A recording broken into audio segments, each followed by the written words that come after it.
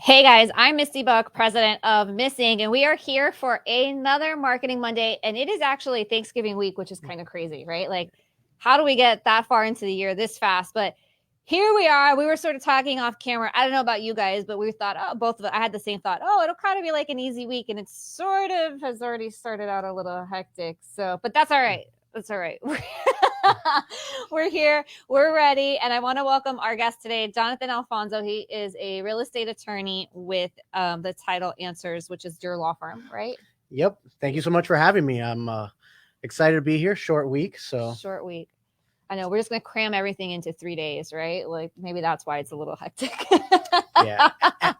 And try to prep our families for the festivities. So in the middle of this. Yeah. Well, we're doing all, I know I have like my list of to-dos. It makes my husband crazy, but it makes me feel better. Anyways. All right. So that's not why we're here to talk about Thanksgiving. We're here to talk about marketing. So Jonathan, why don't you introduce yourself? Tell us a little bit about your firm, and then we're going to talk about how you have built your firm and how you continue to do so.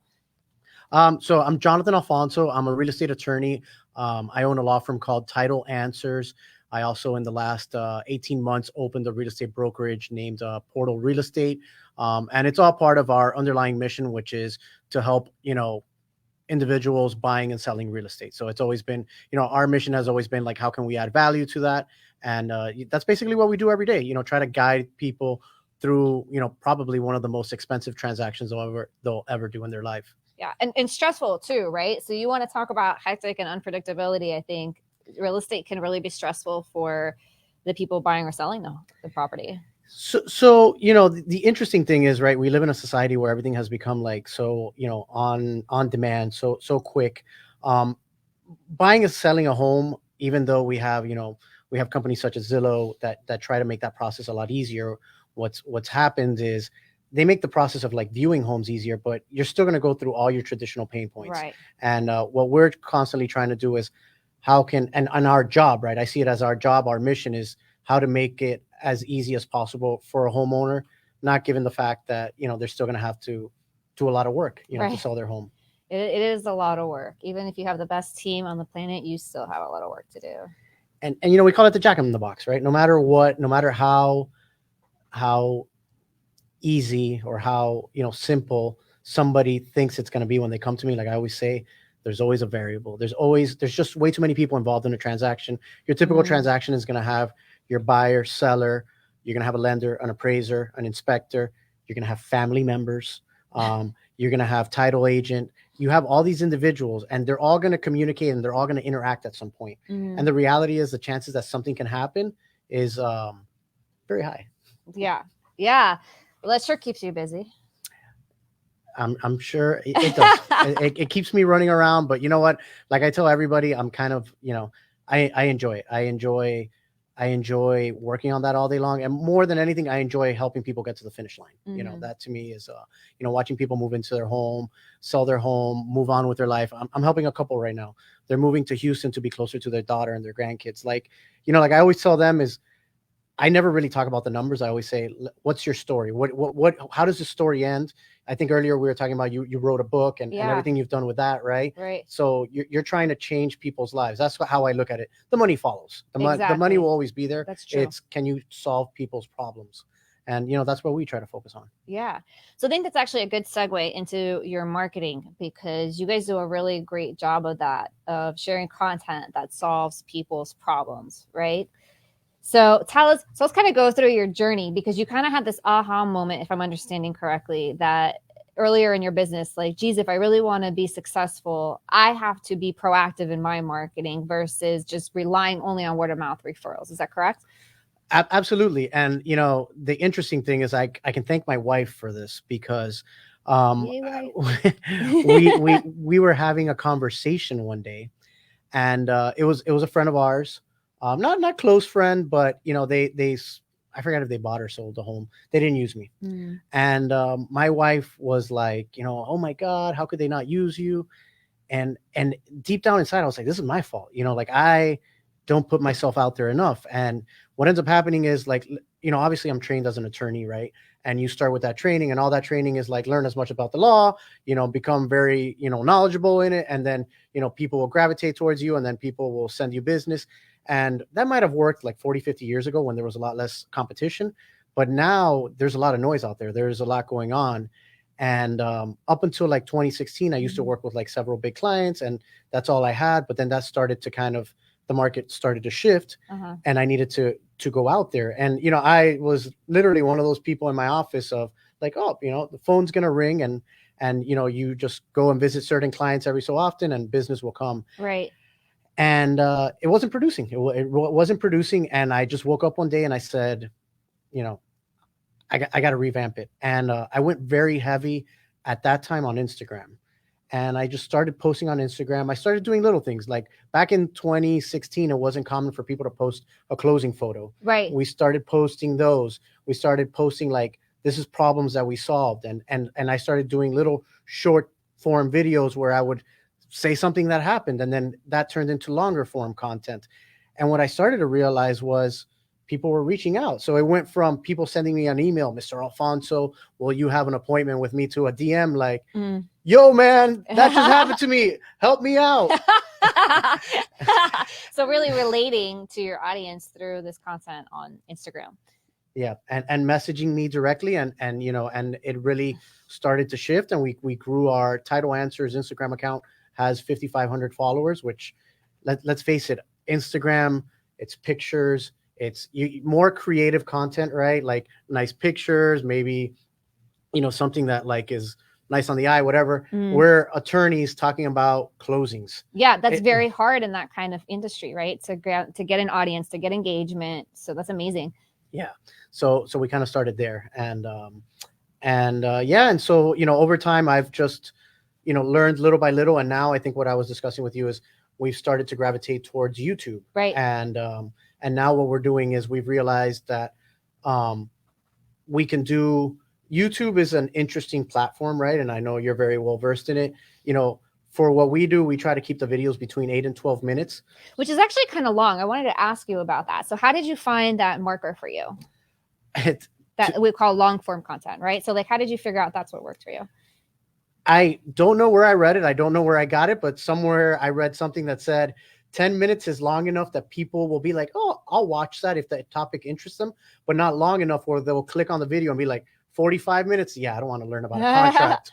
So 10 minutes just kind of did it. And then the wonderful thing about YouTube is YouTube has YouTube Studio.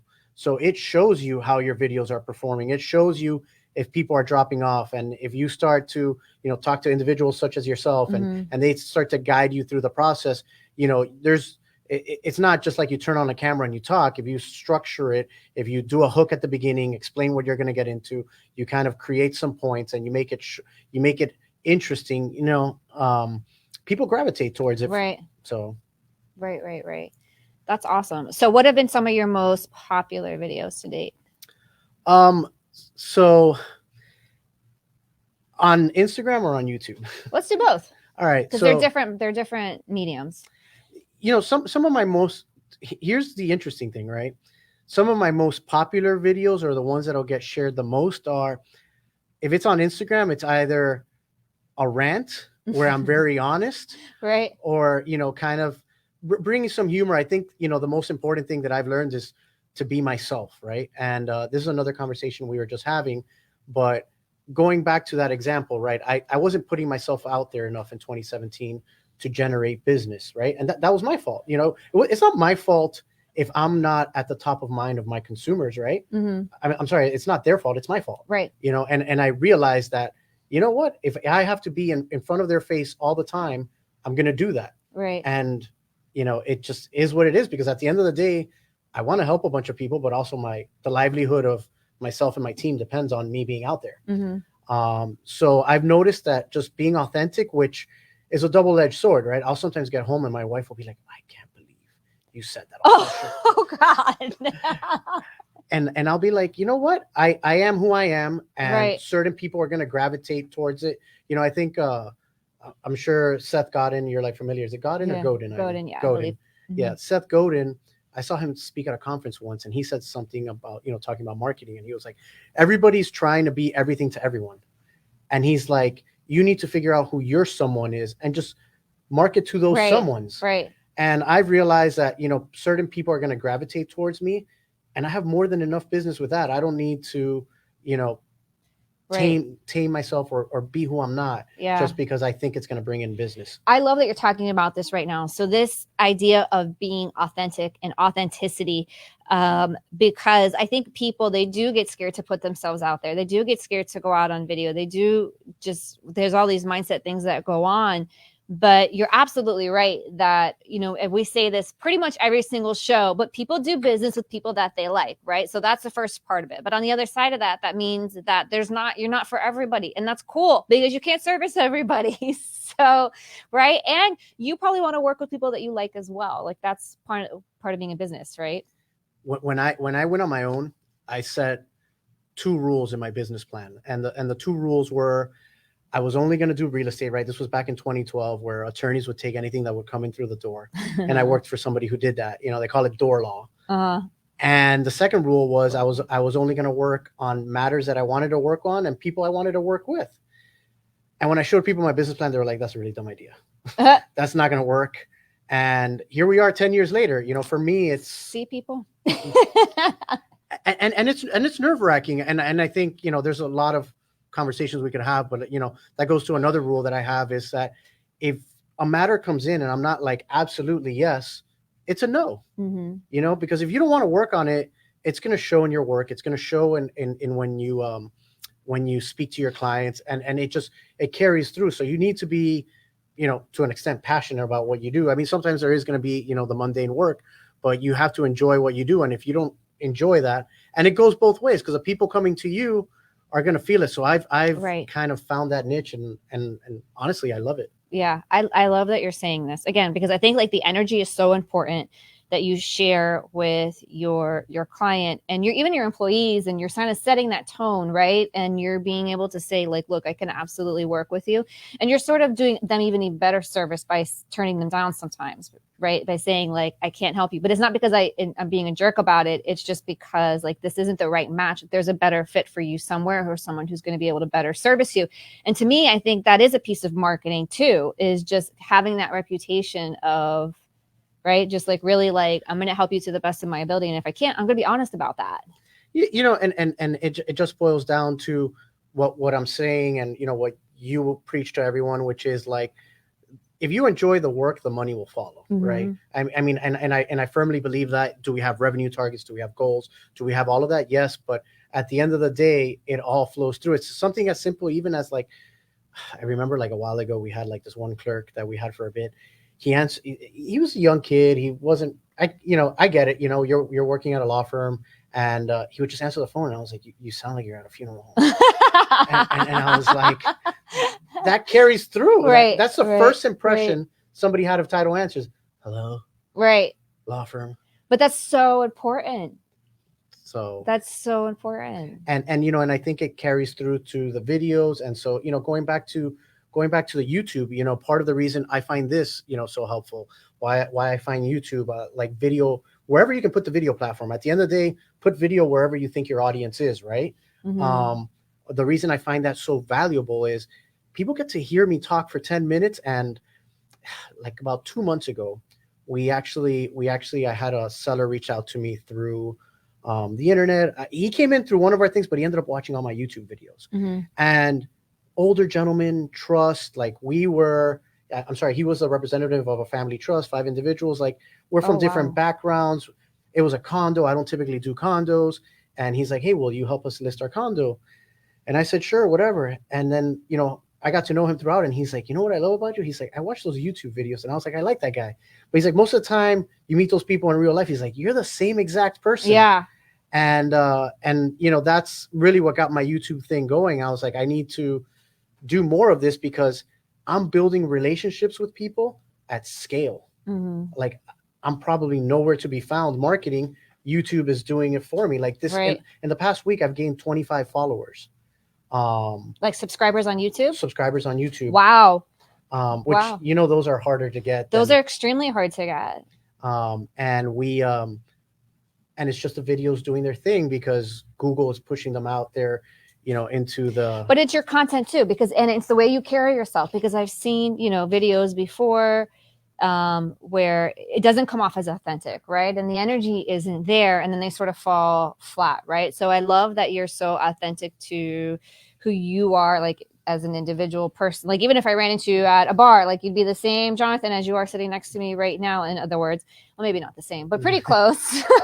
So I'm just kidding, but you get what I'm saying. Like that's so important. No, I mean, listen, we all do, give probably 90% of who we are on social and whatnot, because you have to hold some of it back. But the way I have, so many people under me that I'm training, that I'm helping them with their social, my realtors and whatnot. And, they're like, oh, I'm afraid to get on camera. I'm like, if they're not going to like you, do the video. At least you got that out of the way from the outset. Why spend 3-4 hours with them before they realize it? And then the other thing is, I see them sometimes trying to be someone they're not. And I'm like, for me personally, I don't know about you, I have a hard enough time navigating my life, let alone being somebody else. Right. And then having to navigate two personas, one of who I am to the world, because I think that's who they want me to be. Like, I find that overwhelming. Just be yourself. Exhausting. No, it's exhausting, and it doesn't really help you anywhere. It doesn't help you be authentic. It doesn't help you attract. We're talking about energy. It doesn't help you energetically attract the right kind of clients that you want to work with anyway, because you're not being authentic. Like there's so many pieces to that. So I want to share something that we were talking a little bit off a camera when you were kind of hesitant at first to do your videos, and you got some advice, and I thought it was brilliant. Do you mind sharing that? In case for the people out there who are hesitant to do these videos, I know a lot of you are. What was it that we were just so that someone had told you that if you remember now, go ahead. Someone had told me that if you were gonna walk into a room, right? If you're gonna walk into a room, you have to sell yourself anyway. Yeah. That goes to brilliant. That goes to the premise, right? People are afraid to get on camera or on video because it's like, I look good, my hair doesn't look good. I'm not. I mean, I'm a perfect example. I'm not going to be gracing the cover of GQ with my abs out any day, but people want to know what I have to offer, my expertise, and that's and that comes across in your video. So who cares what your hair looks like? I don't have any, and I get on video every day. Which is an advantage, because when you have hair, it takes a lot more time to prepare it. I will tell you that. But that is true. I can just walk in and press record. Yeah, I'm just ready. For me, I'm like, oh, I gotta brush my hair. No, it's true, and that definitely goes to it. I think no matter what, people are going to have to meet you, and they're going to have to interact with you at some point. So why not already have a bunch of introductory videos out there, or a bunch of content where they get to know you? And then the beautiful part about all of this is, right, one of the hardest things in professional services, right, in your business and my business, is we have all this expertise, we have all this intuition, we have all these things that we know, but how does somebody that just gets to know us, how can they know or get a feeling for, does Jonathan really know what he's doing? Can he actually help me? Well, if there's a library of YouTube content where they've heard you speak on a bunch of subjects, they already feel like they know you. And then, I've joined these like online communities for YouTubers and whatnot, which is where I get like a lot of tips.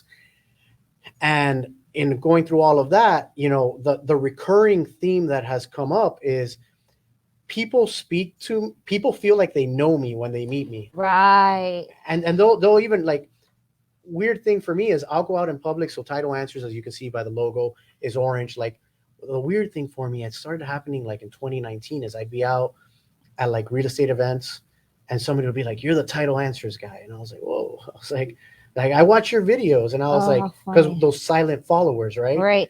Right. But doesn't that feel good? So it kind of feels crazy when that happens. So someone will be like, oh, I've seen your show. And I'm like, sometimes I don't know. Sorry, but I don't know necessarily who the person is who's watching it, because again, they're not commenting, they're not liking, they're not interacting, but they're still watching, to your point, the silent followers, right? And so I think that that's so important that you bring that up, because if we're talking kind of along the theme of mindset, is people think, oh, nobody's watching my stuff, who really wants to watch me? Or I put it out there and I'm not getting likes and I'm not getting comments.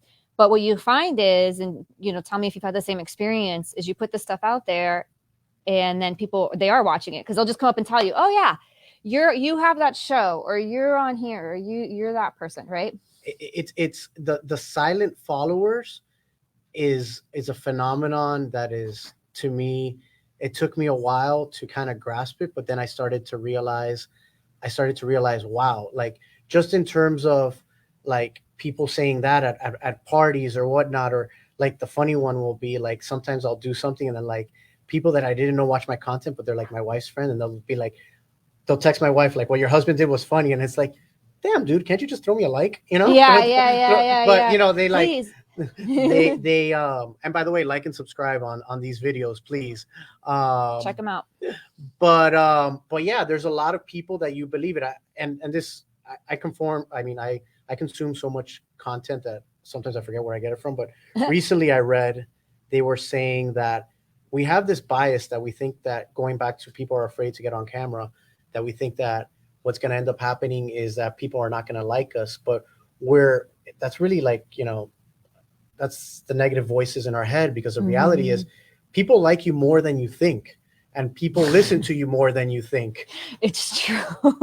So it is true, and it's super hard to overcome that though. And I think imposter syndrome is another thing that plays into it, thinking that okay, if I put this out there, or people are going to find out that I'm not really as smart as they think I am, or I'm not really as well spoken as they think I am, or whatever goes on in your head. So in other words, whatever that is for you, to work past it, because if the relationships that you build are invaluable. Well, and here's you just touched on another point, right? Which is people are going to think that I'm not as smart as I am, or that I don't know as much.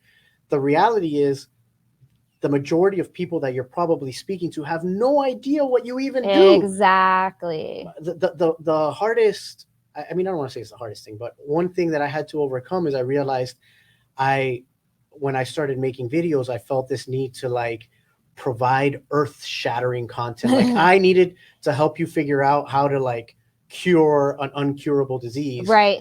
And the reality is some of my best performing videos, I go into the simplest of topics because most people don't know that topic. And then it goes to another thing, right? Like I'm in the business of trying to help anybody buying or selling a home, which is a very vast database. Right. But I kept trying to I was making content for like certified real estate professionals, which don't even want to watch my stuff anyways because they already got enough content. Right. So when I started to make it simpler to appeal to the masses, I started to reach a lot more people, and I started to notice it because in at least on the title side where we do real estate closings, the majority of our business comes from referrals from agents.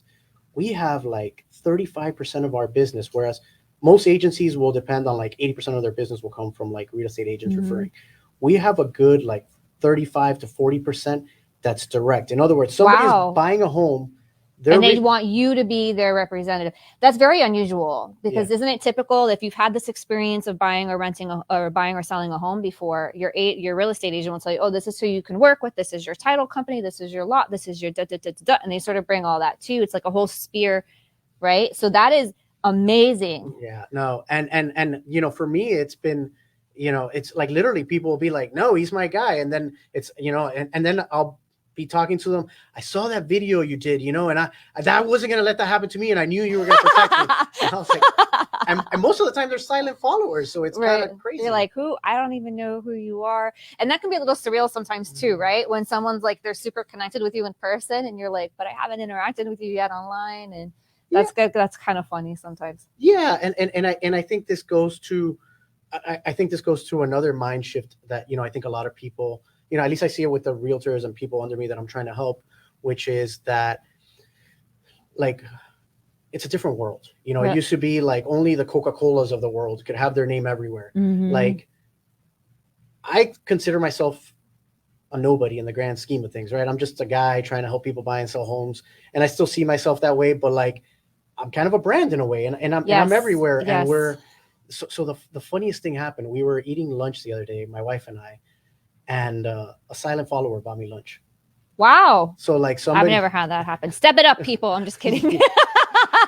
everybody, you know where the headquarters are, 1 mile radius, just go to all the lunch spots till you run into Misty. Yeah, right. And my wife was like, who is that? And I'm like, I kind of knew who he was. And I was like, I had no idea. You know what I'm saying? I was like, oh, wow. I was like, dude, like, thank you. Also, like, whatever. Right. And it was like, it was just this thing. And then, of course, my wife was like, but you don't know him. I'm like, I really don't. I just talk to him. And it's, but people start to see you and you're this mini brand and you have the power of a Coca-Cola, to be everywhere, to be in your consumers' faces at a fraction of the cost. So like to me, it's, I hate to sound like Gary Vaynerchuk or anything Right, like that. right, 'Cause right. he's so like, oh my God, you could own the Yeah, world. that guy's out there. But my point is, we all have the ability to do it. All they need to do is really sit with someone like you, come up with a plan, and just start doing it and start posting. I think they need to see with someone like you.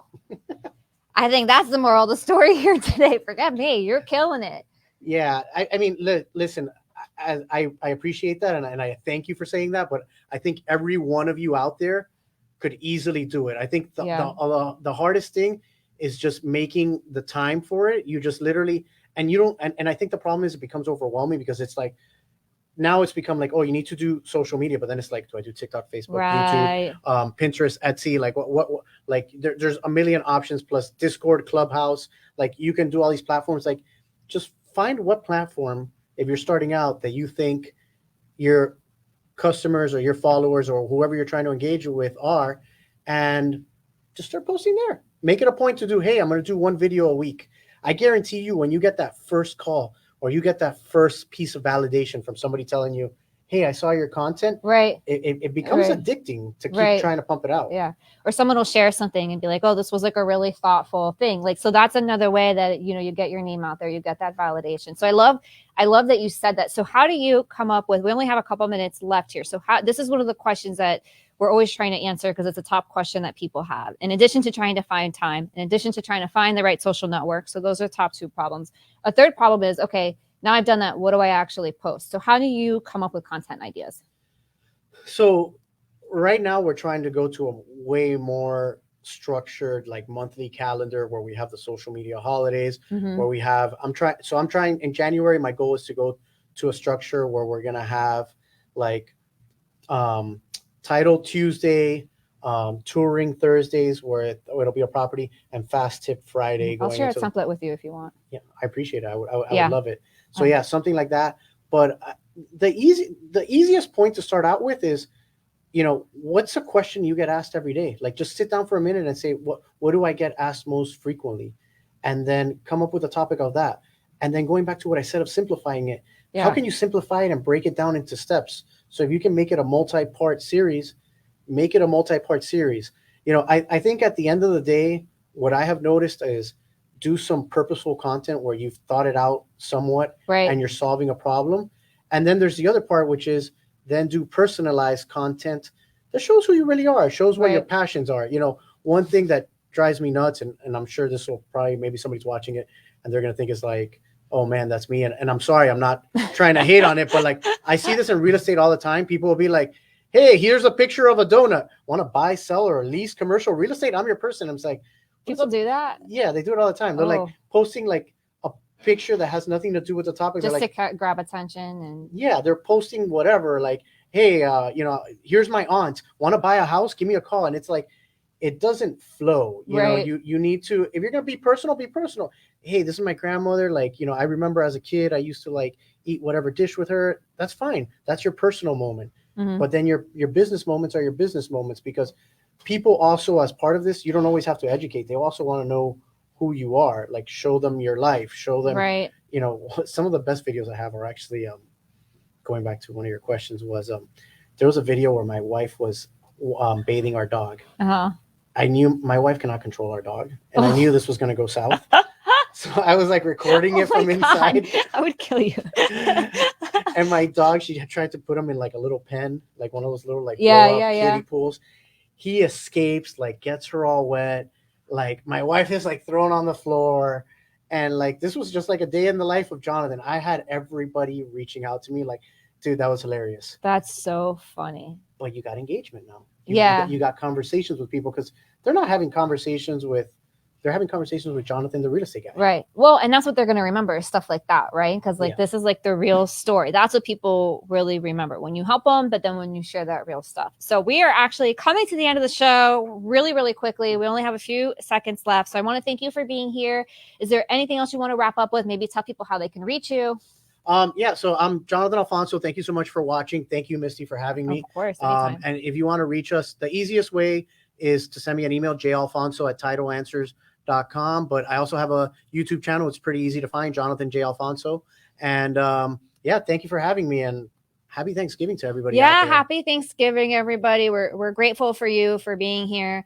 And like I said, we're just wrapping up. So again, thank you for being here today. No, thank you for having me. All right. Have a safe and happy holiday, everybody. Eat well, be well, all those things. And we will see you for the next Marketing Monday. Thanks again.